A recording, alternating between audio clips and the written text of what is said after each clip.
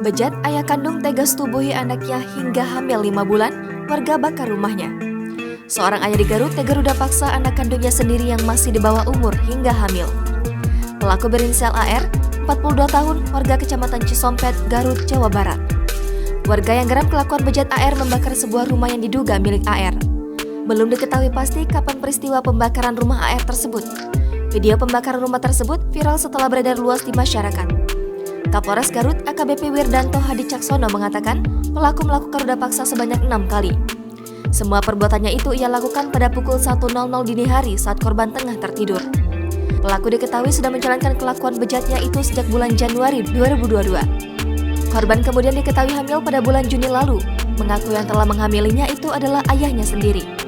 Pelaku AR diduga memiliki 3 anak yang ketiganya berjenis kelamin perempuan.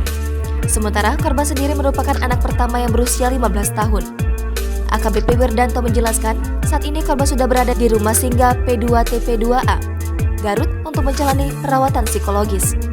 Atas perbuatannya itu, pelaku diancam hukuman 15 tahun penjara, dijerat pasal 76E, Junto pasal 82 ayat 1 ayat 2 Undang-Undang Perlindungan Anak, dan denda 5 miliar rupiah, ditambah adanya tambahan beban sepertiga hukuman karena pelaku merupakan orang tuanya sendiri.